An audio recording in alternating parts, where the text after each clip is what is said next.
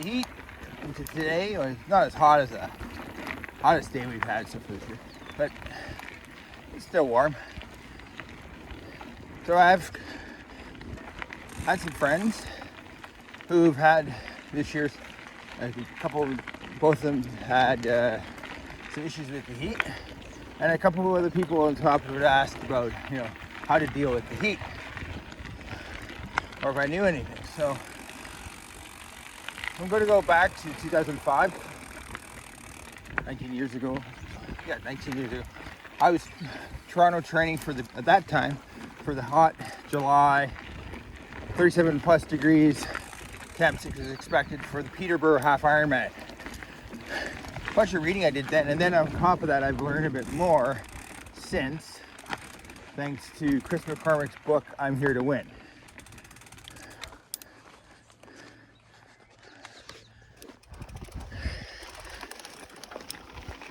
So I'll share the biggest one I learned,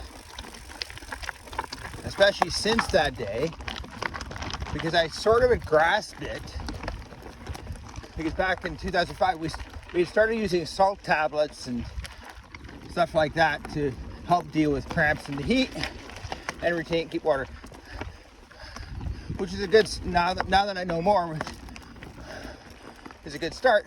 It wasn't until Chris McCormick, in his efforts to win in the Ironman of Hawaii, he shared in his book, I'm Here to Win, the other half came up. I got caught the other half. The other half of dealing with heat well is what you do in the days leading to a hot ride, or even after a midsummer hot ride like today, which is as soon as you stop and go home, you start pounding, the lead up before a hot event, it's that you need to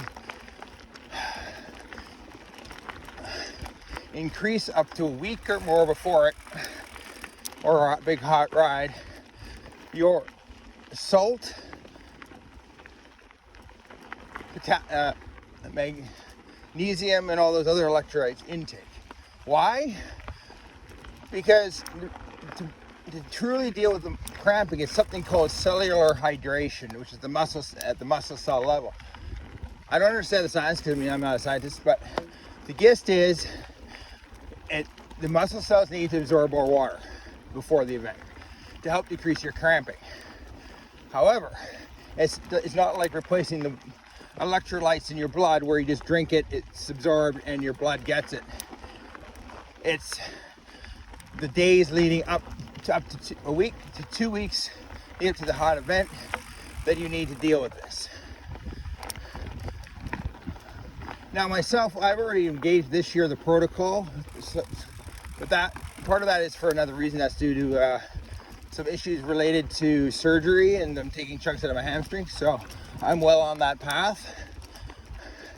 However, I did experiment with that a few times pre 2019, where I did, before hot races at the Substance Projects, at least 3 times where I did cram that stuff, extra salt and everything in the week and a half to 2 weeks up. And, well, yeah, heat sucked at race pace or hard ride. However, I didn't have quite the number of issues with the heat, i.e., muscle cramping, sore muscles, and things like that. It's just sort of hard to explain because I'm not great at this. I'm not speaking in code. Well, it seems like I'm speaking in code. Ooh, shrubbery. So, yeah, the biggest thing I would tell anyone is most of us have our hydration protocols in place for the heat. I still use the ones from 2005. However, it was what really got it nailed in was the learning what I had to do in the week prior to a hot race, or just every day, like right now when it's summer, just to avoid cramps.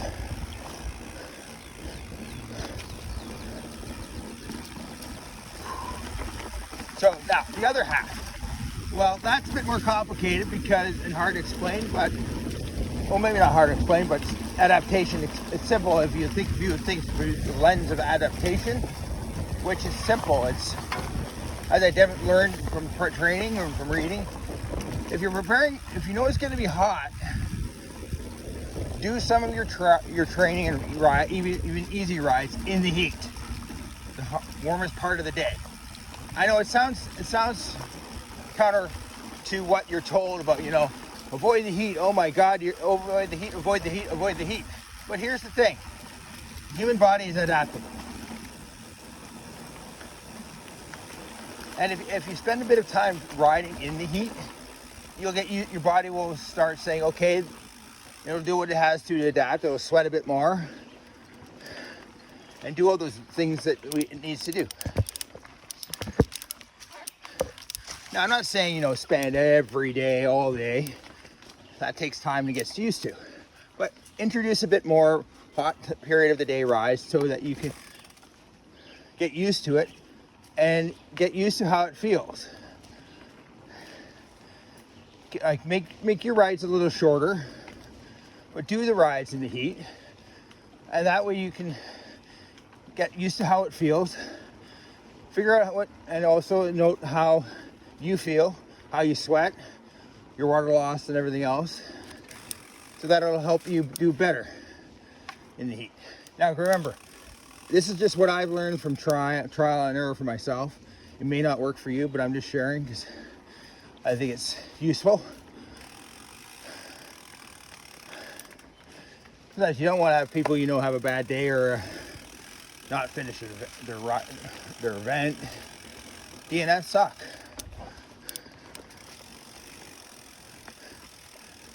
So, and that's the thing. Like, it's just, you have to experiment. Do not be afraid. Okay? In summer, yeah, heat sucks to a point, but if you work at it and get used to it a bit, it won't bother you as much.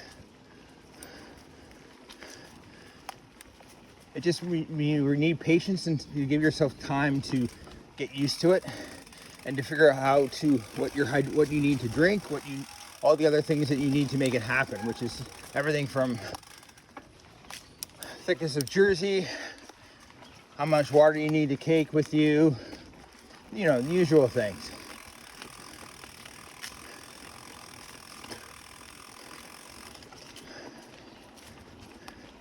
I'm just sharing this because, I mean, it's not really written about. I mean, some of it came out of books that knowledge isn't shared from.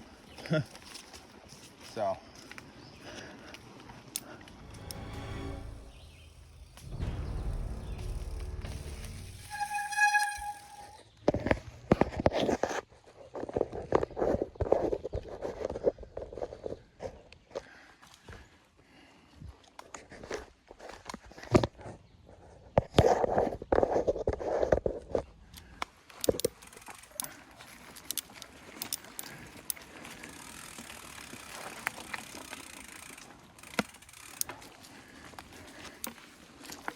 To add further to what I just mentioned, there's a bit of bush bashing there.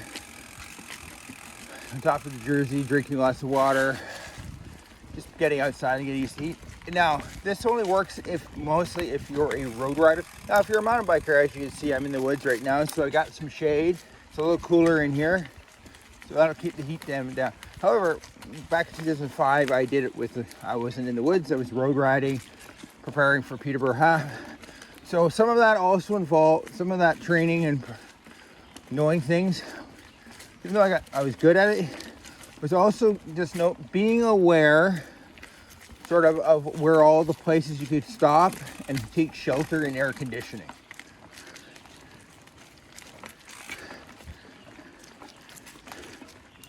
Even stopping for a bit in the shade, just to take a breather for 10-20 minutes is a good idea.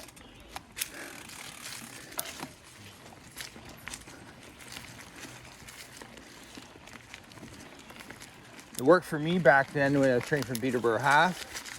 Did all those things. Still does. But I can definitely confirm for that, as I just said, the idea of the cellular hydration at the muscle cell level does work. just of course in hot summer when it's hot, it's a lot harder. You have to basically be continuously doing it. That makes it more challenging for all.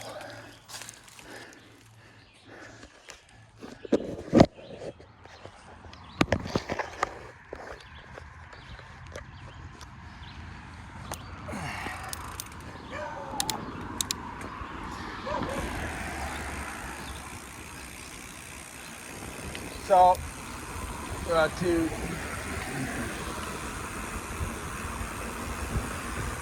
to add to what I said before, I mean that's just some stuff that I know about, just that I share it on a hot July Friday.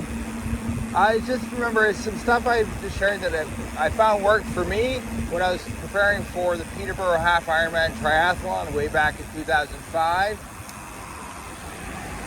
I think it's effective. I mean, it worked for me. I mean, I'm not saying it will work for you, but it's always worth giving something a try to experiment, right? See if it works for you, and don't be afraid of experimenting and trying to see if what others have done works for you, but more parts of it work for you. That's what matters. Just figure out what works for you, and don't be afraid to sort of look at what somebody else has mentioned and done and add it and try for yourself.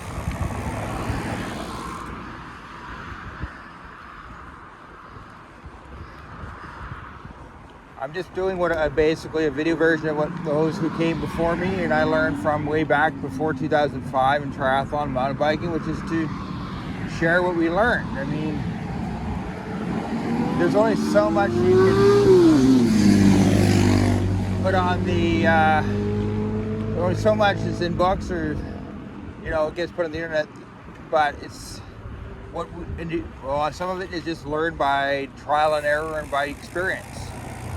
So don't be afraid to give something a try that's I've done or someone else has done that you haven't tried yourself. Just give it a try. It might work for you. It might make it easier for you to do. Okay, now we resume our riding on a hot day. Just some thoughts around the idea of heat training, heat adaptation.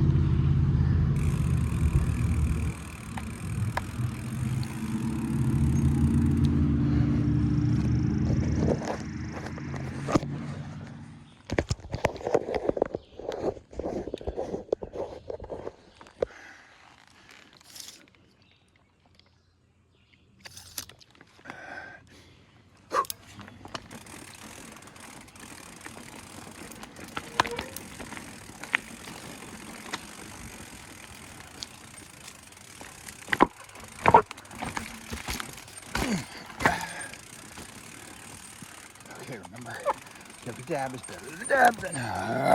Early dab. For some reason, did an early dab.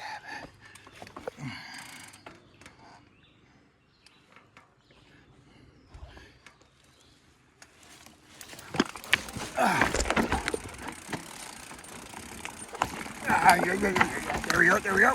Yes, a little better in that section. Still dabbing. Well, that's it for today.